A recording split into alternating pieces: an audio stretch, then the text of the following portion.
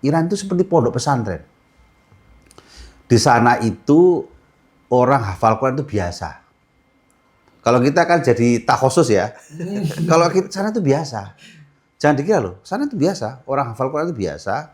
Dan hampir seluruh anak di bawah usia 10 tahun atau 12 tahun itu pasti sudah hafal beberapa juz. Tantangan bagi pesantren ketika mengalami sebuah masa di mana dibutuhkan transformasi gitu ya. Saya mungkin harus ada persiapan dari sumber daya manusianya, SDM-nya gitu. Artinya sistem transformasi, betul kata Gus Nilzam bahwa transformasi atau perubahan itu niscaya, tapi pelakunya atau orang-orangnya yang ada di pesantren ini apakah sudah punya prinsip atau kuat secara fundamental gitu.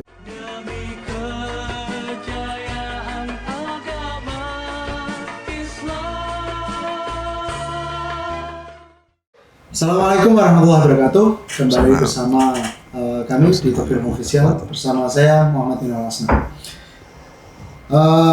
Pesantren Tebu Ireng berkesempatan menerima RMI PBNU untuk mengadakan Nasrul Sanad dan Musyawarah transformasi pesantren. Dari pembacaan saya di tahun 1980 Zaman Ridhofi itu memunculkan bahwa ada 5 arkanul pesantren. Arkanul Ma'had. Ya, arkanul Ma'had. Jadi santri, kiai, pengajian kitab kuning, terus masjid, sama apa kemarin? Sama pondok. Jadi kelima poin ini mungkin karena transformasi ini sifatnya sangat umum. Ya. Kita mulai ini kok dari hal ini. Kebetulan 2 sebelumnya ada di channel majalah itu mengundang Yai Hodir sama Gus Ulil juga. Mungkin bisa nanti ditonton ya. Nanti saya cantumkan. Jadi itu kembali ke kami. Kita sudah bersama dengan Gus Nilzam dengan Lora Hasan. Gus Nilzam ini Ketua RMI Jogja, Gus. Ya. Ketua RMI Jogja sekaligus pengasuh pesantren Krabiak. Ya. Dengan Lora Hasan dari pesantren An-Nuqoyah. Betul. Oke, dimulai dari yang 5 hal tadi, Gus. Ya. Dari hal itu mungkin transformasi itu di bagian apanya sih? Kalau menurut jenengan berdua, mungkin dari yang lebih sebelum. Oke. Jadi ngeten, saya itu sebenarnya halnya itu ini sebagai sesuatu yang bahasa kita itu keniscayaan ya. Perubahan itu adalah niscaya dan kita harus meyakini bahwa perubahan itu harus kita ikuti dan kita lakukan untuk sesuatu yang menjadi lebih baik. Nah, karena memang hari ini ada perubahan, maka transformasi itu menjadi sesuatu yang niscaya. Nah, karena niscaya, maka kita harus menerima untuk kemudian menjadikan itu sebagai sebuah hal yang maslahah. Itu penting supaya tidak kemudian menjadikan hal yang madorot. Nah, dari sisi tadi tentang Arkanul Ma'had, hubungannya dengan transformasi itu juga menjadi saling berkaitan, terutama hal-hal yang hari ini kita sebagai santri dengan dunia yang baru, ada dunia medsos seperti Tebu Ireng Media Group, kemudian ada komunikasi via apa saja ya, bahkan sekarang Nuwun Sewu, saya sering bercerita kalau mungkin bisa di AI atau di apa saja kita itu kalau cari pertanyaan bahkan dengan ibaratnya itu keluar. Dengan ibaratnya, dan ibarat itu ada ya kitab-kitab misalnya Syarah Minhaj gitu keluar. Nah, maksud saya gini, itu sebuah hal yang ada dan ini real, bukan tidak real, itu real. Oleh karena itu bagi saya transformasi itu mulai dari cara pemahaman kita yang sudah dibawa oleh para ulama kita yang mungkin sudah sangat terkenal dan mungkin diulang-ulang. yaitu al-muhafadzatu bil qadimis sholih wal akhdhu bil jadidil aslah. Kadang-kadang kita muhafadzahnya juga agak harus diperhatikan kembali, al-akhdhunya itu juga masih kurang kurang cepat gitu ya. Jadi kadang kita itu sudah banyak merasa kalau orang itu stay dalam situasi yang nyaman. Ketika orang stay dalam situasi yang nyaman, untuk berubah itu malas kadang-kadang, atau merasa tidak nyaman, gitu. Nah, saya yakin bahwa apalagi di Tebu Ireng ini adalah salah satu bagi saya pusatnya ilmu, dan juga siapa yang tidak tahu Mbah Hasyim Asy'ari ya. Tapi juga saya sangat merasa bangga karena di sini ada media-media yang itu salah satu bentuk transformasi itu. Ya, mungkin banyak hal yang bisa nanti kita ambil dari transformasi, tapi intinya adalah kemaslahatan untuk menolak kemadharatan. Kalau tidak ada transformasi itu, hari ini sama seperti yang kemarin baru viral, ketika Menteri Agama bilang bahwa pondok itu adalah tempat yang aman, Masya Allah, media itu mengkanter dengan komentar-komentar yang negatif. Nah, pertanyaannya ada apa? Ini artinya bahwa kita perlu melakukan transformasi dalam hal informasi.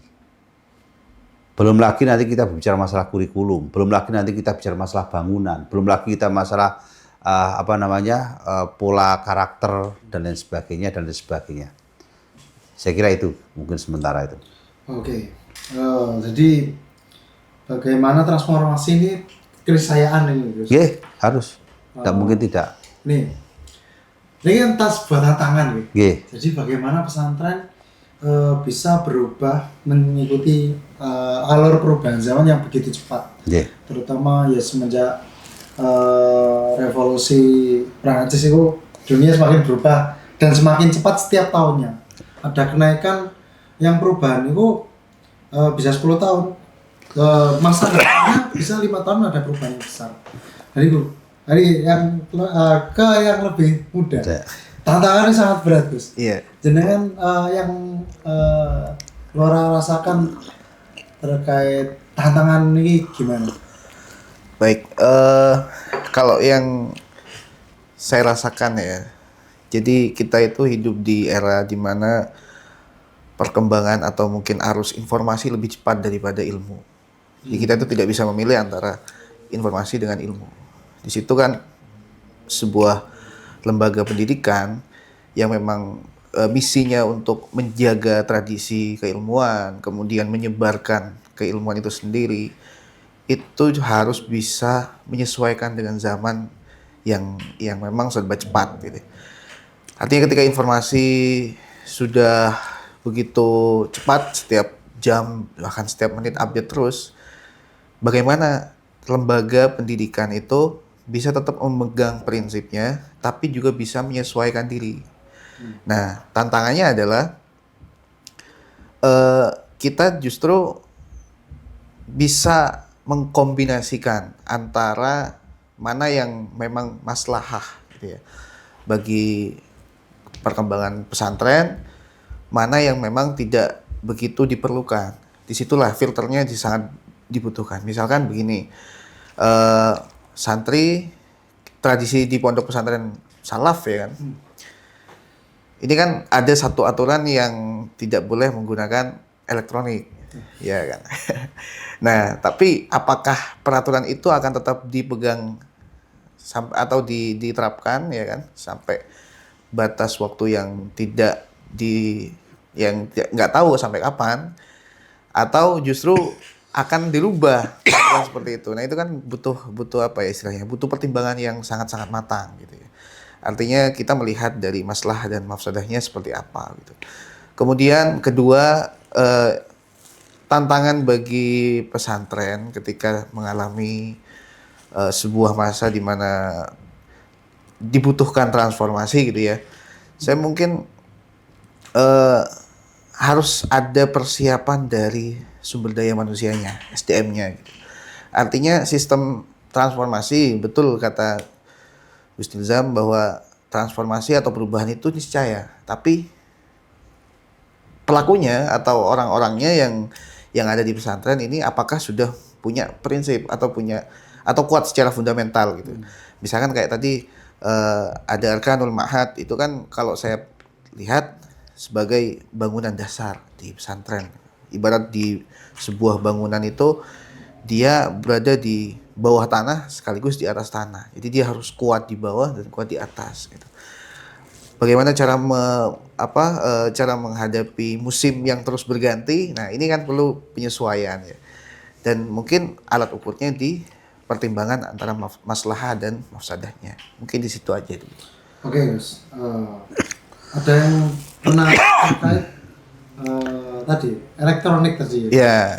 Jadi ada apa ya, kayak penelitian. Iya. Kalau orang megang elektronik malah divertasi, jadi terpisah mata konsentrasinya. Iya, betul.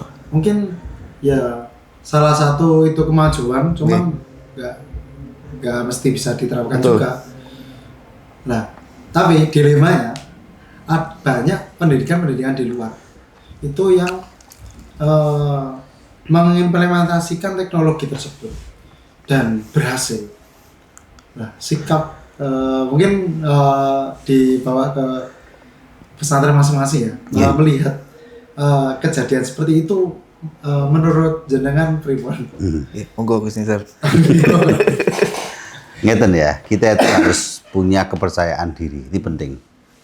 Saya itu pernah selama ini itu menganggap, apakah mungkin kita terframing ya, cara pandang tentang orang-orang Iran. Tapi realitasnya hari ini Iran itu bisa mengalahkan Israel, bisa mengalahkan Amerika. Nah, kemarin pernah satu waktu salah satu dari duta besar Iran itu bilang atau memberikan kuliah ke kita atau memberitahu ke kita betapa sebenarnya al-muhafadah tetap al-akhdunya atau ibtikoriyatnya itu luar biasa.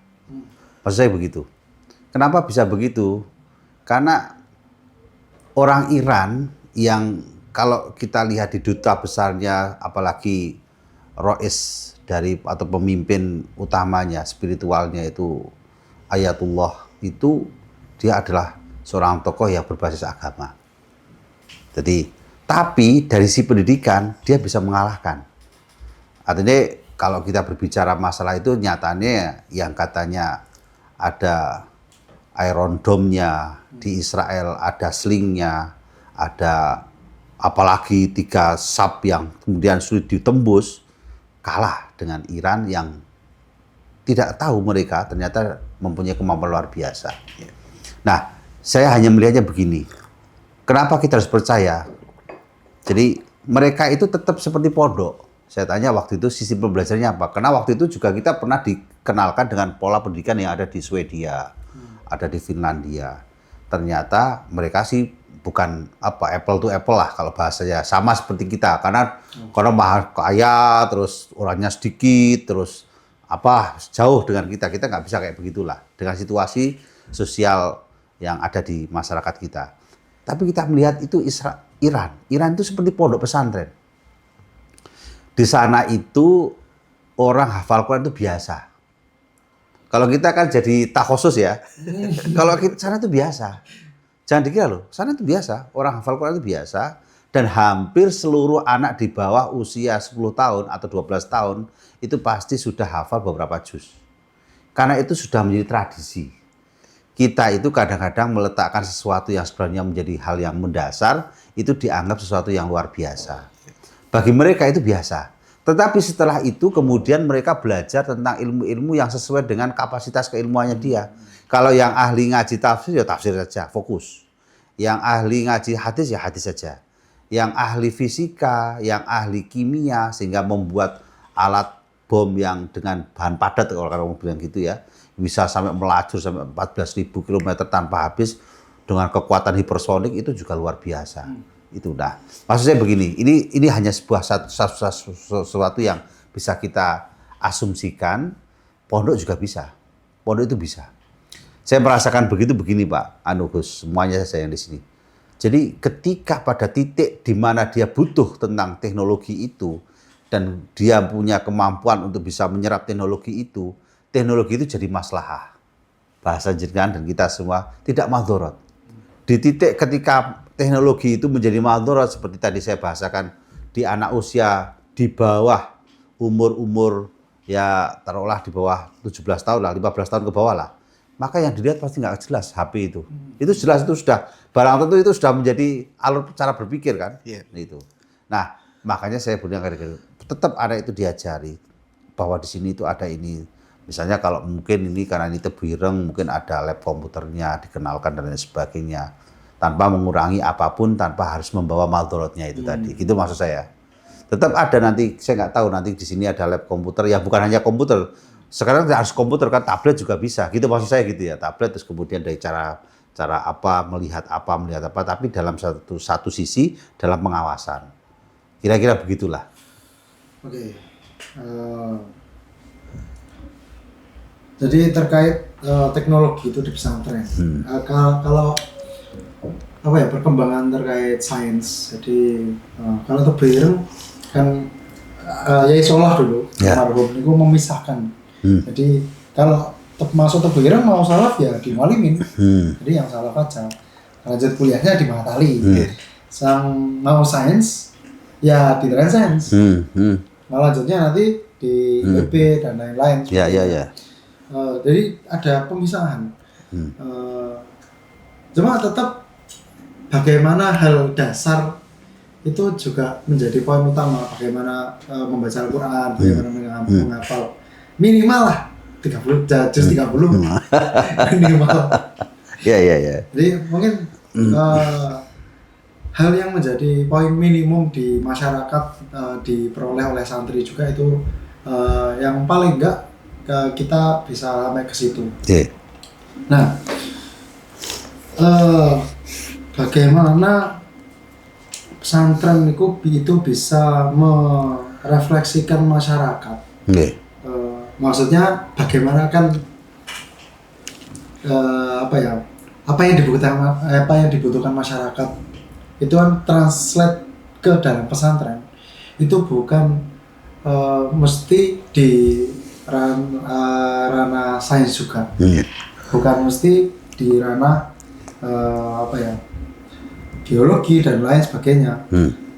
Yang dirasakan santri ya, ini pribadi saya ya, itu seringnya kayak gitu. Jadi ngapain sih saya belajar gini di masyarakat nggak? Kalau guna, ini kok Gus, yang mudah aja lah. Saya rasa setiap orang itu kan punya proses yang berbeda-beda ya. Selama kita punya proses yang menurut kita bervalue, entah apa yang kita tekuni itu akan bermanfaat bagi orang banyak atau tidak. Yang penting masih ada di koridor intelektual. Yang penting itu bisa membuat jiwa kita, kemudian pemikiran kita, terus cara pandang kita bisa berkembang. Itu yang penting itu baik ya. Yang penting itu baik. It's okay gitu ya. Saya juga mengalami hal yang sama sebenarnya. Waktu itu ketertarikan saya kan ke filsafat ya. Jadi saya pikir lagi di sekitar kan filsafat di medsos. Filsafat penting nggak? Filsafat penting nggak ya kan? Ketika di masyarakat apakah itu butuh berfilsafat ya kan gitu kan. Tapi saya terus baca buku-buku filsafat, saya baca gitu. Membuktikan bahwa saya itu memberi nilai, memberi kesempatan pada diri saya untuk mengisi waktu-waktu belajar gitu. Saya mengisi waktu dengan ilmu ya. Karena bagi saya yang bervalue itu ilmu gitu. Ilmu apapun, mau ilmu agama atau mau ilmu umum. Yang penting kita tahu apa yang kita sukai, terus bagaimana cara kita mengakses ilmu yang kita sukai. Kemudian bagaimana cara kita memapping antara pengetahuan satu dengan pengetahuan yang lain. Misalkan kayak dulu saya akan baca filsafat. Padahal saya kuliah di jurusan tafsir. Ternyata dua bidang ini baru ketemu di semester 6. Ada mata kuliah jurusan hermeneutika. Nah, jadi Quran ditafsirkan secara hermeneutik gitu. Nah, jadi kan saya ngerasa bahwa ternyata dua bidang keilmuan ini yang saya pelajari ini tidak berseberangan, tapi justru bisa berhubungan gitu. Begitupun ketika misalkan santri yang dia punya minat di bidang sains ya kan, tapi secara fundamental dia sudah hafal juz 30 katakanlah ya, atau mungkin dia ada concern ke Al-Quran gitu. Tapi dia juga ada minat ke bidang sains gitu ya. Ya itu berarti tugas dia untuk mencari korelasi antara bidang sains dengan Al-Quran kan begitu. Justru jadi terobosan baru. Justru di situ, karena menurut saya ya semua itu masih berhubungan kok, asal kita benar-benar mencari genealoginya tuh di mana gitu ya. Dari satu pengetahuan ke pengetahuan yang lain tuh saling berhubungan gitu. Misalkan ya kayak ada anak yang suka sama matematika gitu loh. Nah, bagaimana matematika itu bisa dibahas secara metafisik atau di lingkaran di koridor filsafat. Bagaimana Al-Quran itu memandang metafisika. Bagaimana Al-Quran itu memandang matematika gitu.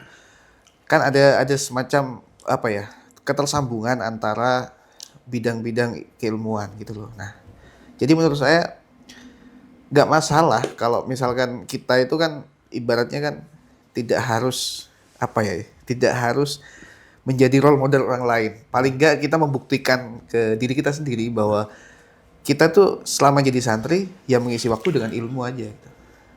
Dengan hal yang bervalue. Terus berhusnudzon pada ilmu yang ia minati. Iya, selama kita itu niat mencari ilmu lillahi ta'ala, insya Allah Allah akan arahkan kita ke bidang atau ilmu yang kita tekuni kok gitu. Lillahi ta'ala, yang penting kuncinya di situ. Semakin kesini pertanyaannya nyapang nanti nih. Kita lanjut ke poin yang selanjutnya aja.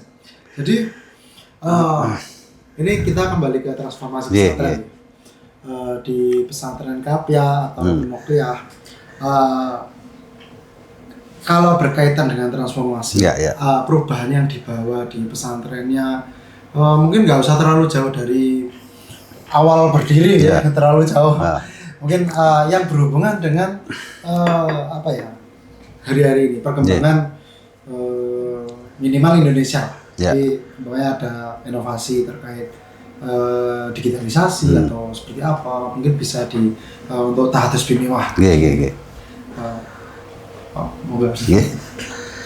Ini ya sebenarnya upaya transformasi atau tagoyurat itu sebenarnya sudah kita lakukan dalam tanda kutip, memang mungkin di tradisi Jogja ya. Jogja itu kan kota pelajar gitu. Nah, Bahali yang ada di Jogja juga sama. Literasi itu penting. Nah, sama di Pondok Krapia, ini juga karena tahadus B5, itu nanti sekolah itu ada 3 jurusan. Anak itu dituntut menjadi biasa, umum, karena memang sebenarnya gini, tuntutan masyarakat itu kan beda-beda. Ada yang kepingin anaknya itu betul-betul jadi kiai yang bagus, punya keilmuan yang bagus, punya kemampuan apa saja tentang ilmu yang berhubungan dengan agama yang bagus. Tapi juga ada wali santri yang kepingin sekolah itu yang penting anaknya jadi anak soleh. Nanti mau itu sudah cukup bagi mereka. Tapi juga ada yang anak yang kepingin hafal Quran. Ini saya cerita sedikit. Karena kalau di Jogja itu, di 3 itu. Jadi kita membaginya 3. Jadi satu adalah kelas yang disebut dengan kelas Qiraatul Kutub. Yang satu di tahfidz, dan yang satu umum. Nah, itu milih anak-anak itu, dan itu milihnya bukan hanya anak loh ya. Kita minta dari pendapat orang tua supaya bisa di cross check. Karena kalau hanya sebatas anak, nanti anak itu milih yang paling disenangi, bisa jadi tidak positif gitu loh maksud saya. Paham ya maksud saya? Nah, sehingga alhamdulillah, semua alhamdulillah, yang di umum kita itu di Jogja itu adalah 5 besar. Nomor 5 kita itu seluruh sekolah SMA terbaik. Ada SMA 1, SMA 3, SMA 7 dan sebagainya. Kita nomor 5 yang banyak diterima dari madrasah aliyah ya, masuk perguruan tinggi tanpa tes. Kita itu sudah terbaik. MAN 1 dan lain sebagainya atau sekolah aliyah negeri yang lain itu jauh di bawahnya. Itu jurusan. Dibanding dengan SMA. SMA lawannya itu SMA 1 Jogja. SMA 3 Jogja yang favorit itu kita nomor 5. Nah, kemudian baru saja kemarin saya bilang Mas Iqbal, Gus Iqbal, kita itu mengirimkan di Maroko fit itu 3 orang. Karena syaratnya di Maroko itu harus hafal Quran 30 juz. Dan 30 juz itu lanyah loh ya. Nggih. Tidak 30 juz-an loh ya. Lanyah 30 juz dan bagus baca kitabnya. Maka saya kemarin mengirimkan 3 orang. 2 putri, 1 laki-laki. Dan alhamdulillah lolos semua. Itu 1. Yang kedua dalam hal tahfidz. Karena memang tradisi Mbah Munawir itu adalah tahfidzul Quran. Dan sanad yang paling kuat ya ada di sana. Jadi kalau orang bilang menghafalkan Quran mesti dari Mbah Munawir. Mau dari Kudus bagi Arwani, mau dari mana saja, Mangkuyudan dan lain sebagainya, bahkan juga di Wonosobo, itu semua berakar dari Mbah Munawir. Cuman di sana itu kalau tahfidz itu tidak seperti orang umumnya, udah mau ikut tahfidz aja, nanti pasti akan diterima. Enggak, harus melalui tes. Tesnya itu 1 minggu loh. Kemampuan hafalan, pertama kemampuan bacaan. Kalau bacaannya tidak bagus, nggak mungkin bisa masuk tahfidz. Itu jelas.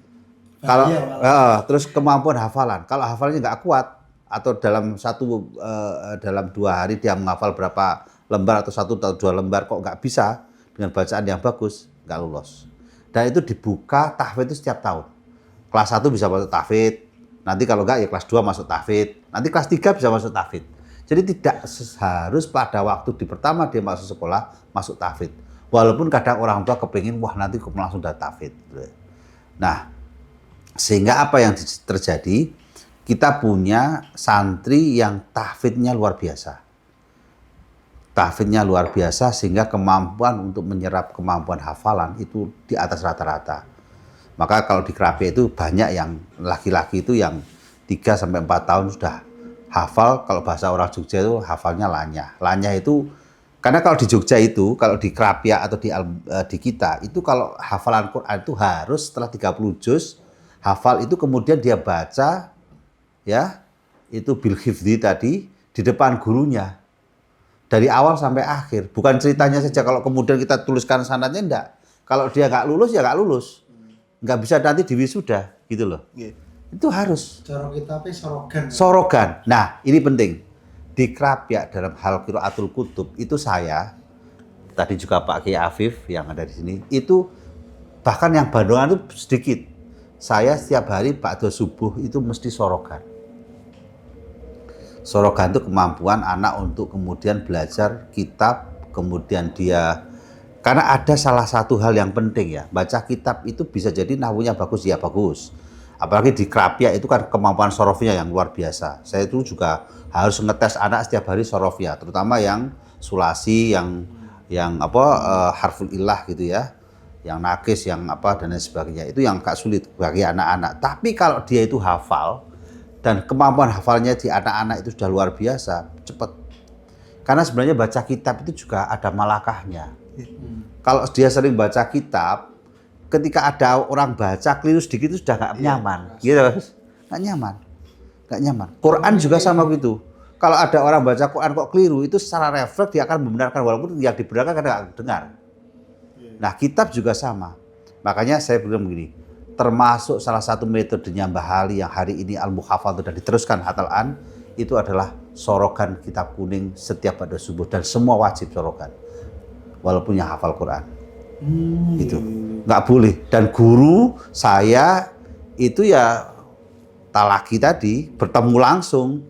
Walaupun sebenarnya saya satu meja mungkin ada 5 orang.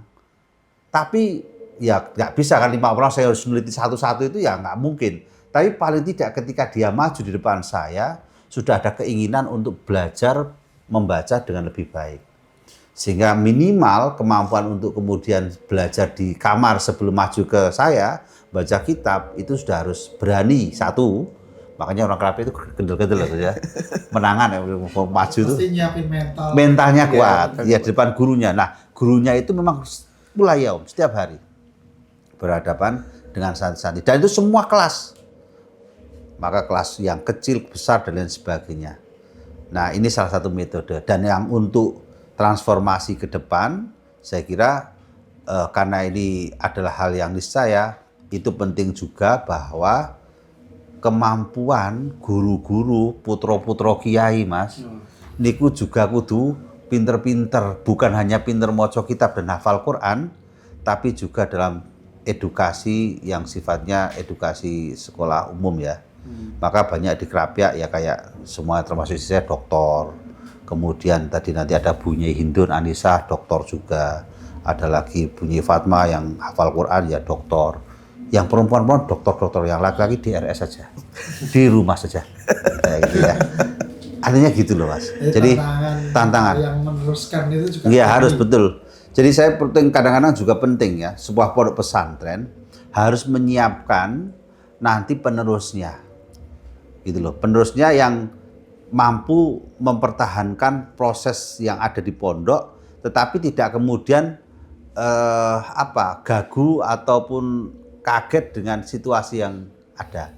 Jadi menerima pendapat orang lain, oh ya begini, walaupun dia nggak bisa gitu, kira-kira begitu. Jadi harus terbuka lah. Jadi terbuka, moderasinya kuat gitu. Saya kira itu mungkin. Oke Gus, kalau di Anukoya Gus, Ya. seperti apa?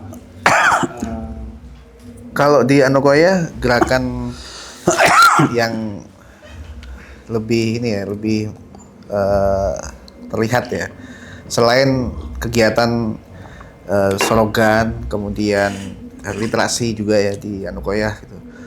Saya juga Anukoya baru-baru ini dapatkan penghargaan pesantren terhijau. Jadi Anukoya sangat menekankan nilai-nilai eco green di sana. Eco-green. Salah satunya pengelolaan sampah gitu ya. Kemudian juga wali santri ketika menyambangi anaknya di pondok itu dilarang membawa jajanan yang berwadah plastik. Jadi harus pakai wadah yang ya, memang harus seperti itu regulasinya. Itu untuk meminimalisir pemakaian sampah plastik yang sekali pakai. Nah, dari situ kemudian memang prinsip ini, gerakan ini ya berkembang karena dulunya Anukoya itu fokus sama penghijauan. Jadi selain kiai sesepuh dulu itu selain memang mendidik santri dari pendidikan agama gitu ya, ubudiyahnya, tapi juga diajari untuk menanam pohon, penghijauan. Kemudian penghijauan ini, gerakan ini jadi dari alam kembali ke alam gitu ya, ditransformasikan pengelolaan alam gitu ya, pengelolaan sampah yang non organik juga, bukan hanya yang organik gitu. Jadi mengurangi plastik, penggunaan plastik itu yang paling getol sekarang gerakannya itu. Selain literasi, mungkin itu aja. Oke, ini masih terkait transformasi. Iya. Jadi transformasi selama yang dibahas oleh RMI ini di Tebuireng selama 2 minggu kebelakang kemarin.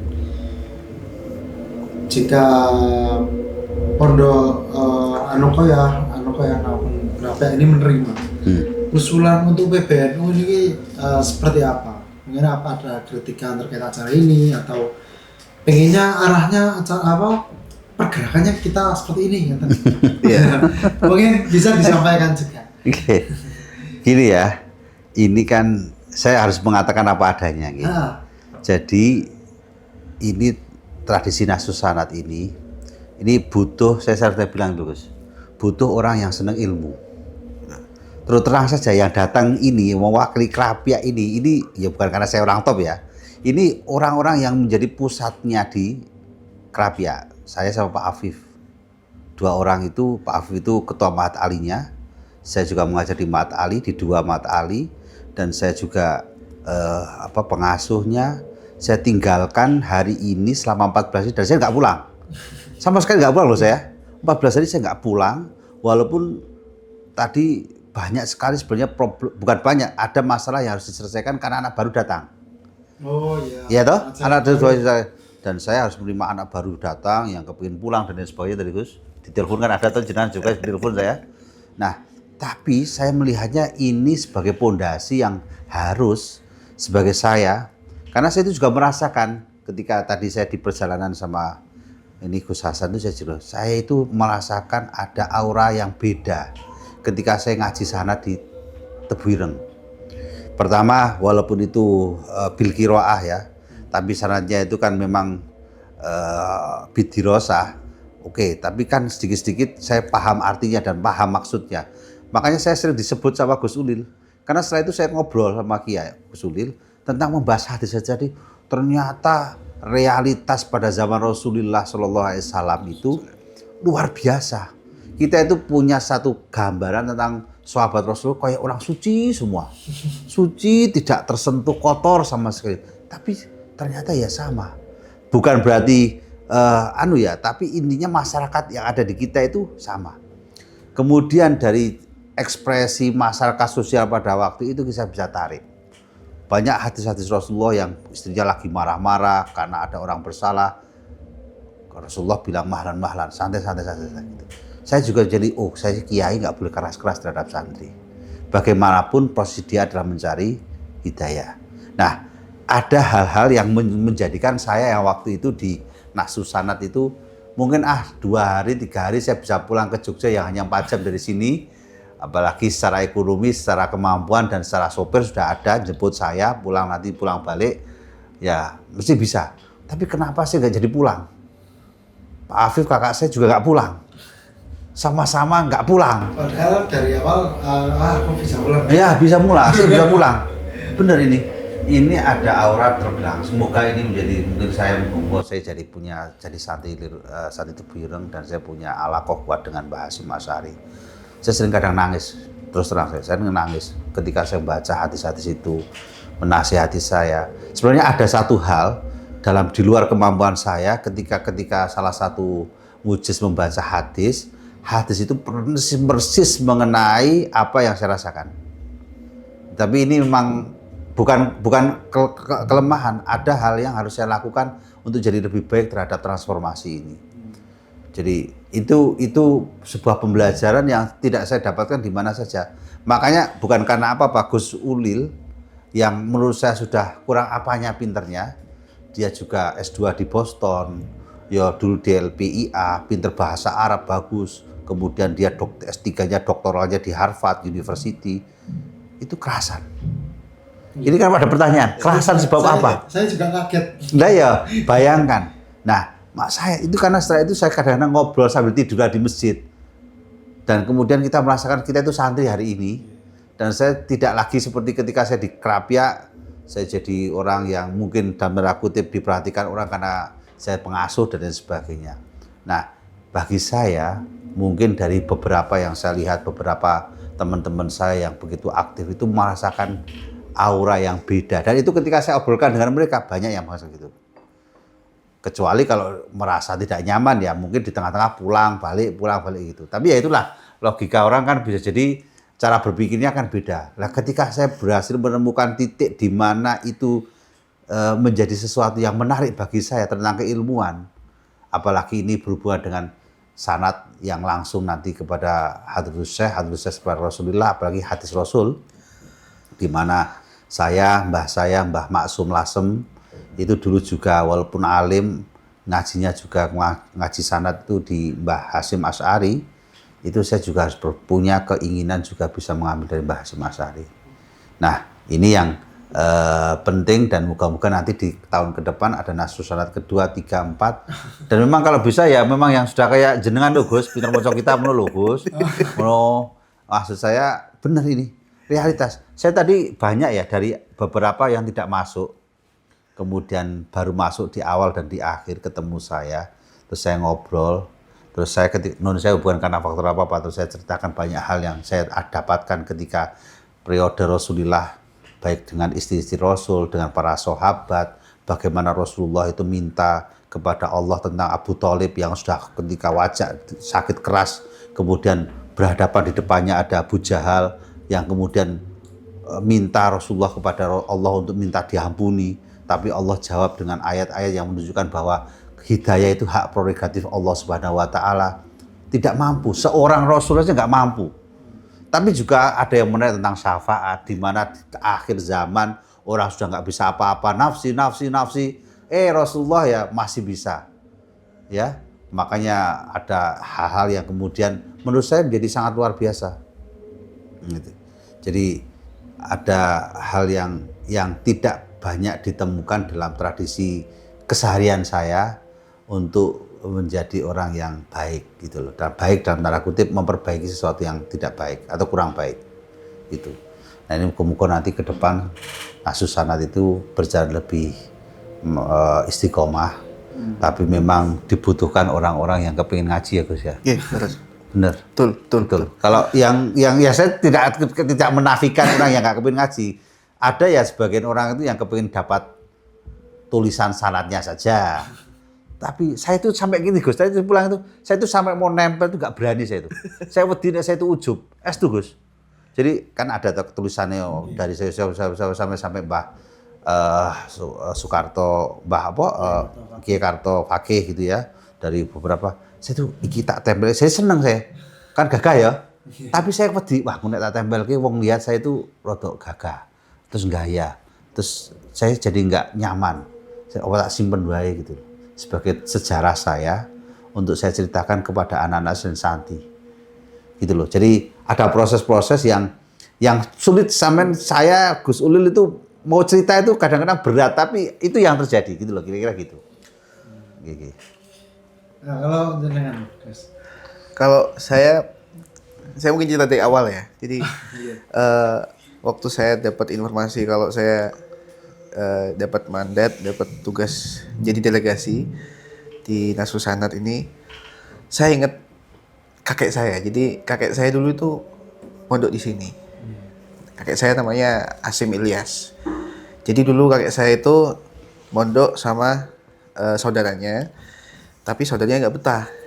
Akhirnya beliau pulang berdua, terus yang kakek saya ini balik lagi ke sini. Kiai Asim itu balik lagi ke sini. Nganterin dulu. Ya, dianterin pulang terus balik lagi ke sini. Nah, habis itu karena beliau karakternya memang gigih ya, memang nggak mau nyerah gitu ya. Jadi beliau tuh benar-benar sungguh-sungguh waktu di sini. Terus pernah beliau itu ikut lomba sayembara di Tebu Ireng ini, lomba membuat logo Tebu Ireng. Nah, jadi dulu akhirnya kan kakek ini bikin sketsa gitu kan ya, sketsa logo Tebu Ireng yang segitiga itu. Terus dia menang hadiahnya itu susu cap nona gitu. Terus ditukarkan ke uang terus dibelikan sebuah HP. Saya ngerasa bahwa ketika saya diberi kesempatan ya ke Tebu Ireng mengikuti acara Nasus Sanad, saya merasa seperti saya harus niat untuk menyambungkan kakek saya ini dengan saya gitu. Artinya biar sanad keilmuannya itu tetap tersambung gitu. Jadi saya memposisikan diri kayak semoga saya diakui sebagai santri Tebu Ireng gitu. Nah kemudian selama acara Nasus Sanad ini saya punya pengalaman karena gini, saya suka sejarah. Jadi ketika Mujiz atau Qori membaca sebuah hadis yang menjelaskan tentang realitas orang Arab pada zaman dahulu, saya serasa kayak di zoom in gitu loh. Ini loh realitas yang terjadi di masa lampau seperti ini. Karakter-karakternya orang itu seperti ini. Ada suatu masalah itu seperti ini penyelesaiannya. Penyebabnya seperti ini. Bahkan ketika misalkan tadi ya Yai waktu di perjalanan ngobrol nyebut satu orang yang tidak disukai aja caranya kayak gini gitu. Nah, itu kan kayak kita nge-zoom in. Ternyata yang terjadi di masa Nabi itu seperti ini ya. Masa keemasan istilahnya, masa terbaik gitu ya. Ternyata seperti ini. Dan ini menjadi cerminan kan ke kita sekarang gitu. Bahwa sejarah itu kan faktual gitu. Dia terus berpola, terus terjadi terus-menerus sampai sekarang pun di masyarakat kita masih familiar mendapatkan peristiwa yang mungkin mirip kayak di hadis gitu kan ya. Ya seperti itu. Terus yang kedua, betul kata Yai Nizam bahwa memang kita peserta yang ikut Nasus Sanad itu memang harus punya orientasi ke ilmu hadis, ilmu agama lah pokoknya. Karena memang disitulah kita bisa istilahnya apa yang kita dapatkan, pengalaman belajar itu yang kita dapatkan tuh bisa lebih kerasa gitu. Kalau misalkan kayak saya kan memang tertarik sama sejarah, tertarik juga sama kitab-kitab literatur kitab gitu. seandainya saya mungkin tertarik pada teknologi atau mungkin apa ya, bidang lain istilahnya, mungkin saya tidak akan terlalu berorientasi untuk apa ya, melihat, mempelajari apa sih yang ada di hadis ini gitu. Nggak akan sedalam itu atau mungkin nggak akan sedetail itu. Jadi karena memang dari satu sisi pihak pesantren kan sudah dipilih. Nah, tapi memang betul bahwa orang-orang yang hadir itu memang harus benar-benar punya orientasi ke keilmuan, terutama ilmu hadis, literatur timur gitu ya. Dan ini saya berharap bahwa RMI, ya, PBNU bisa terus melakukan apa istiqomah mungkin ya, mengadakan acara Nasusana ini sebagai sebuah gerbong baru istilahnya, gerbong mungkin bukan baru ya, gerbong tradisi yang sudah lama yang dilakukan di pesantren tapi dalam skala yang lebih besar gitu ya, dalam skala yang lebih besar. Biasanya kan kalau pesantren kan hanya di satu pondok. Nah, tapi kan ini kan mengumpulkan banyak lembaga mungkin se-Jawa gitu. Nah, itu yang bagi saya ini penting. Acara Nasional ini penting dan semoga bisa istiqomah gitu. Amin. Itu aja kalau saya. Oke, jadi ini tantangan buat RMI, berat banget ini. Mencari orang yang berorientasi banget di keilmuan gitu ya.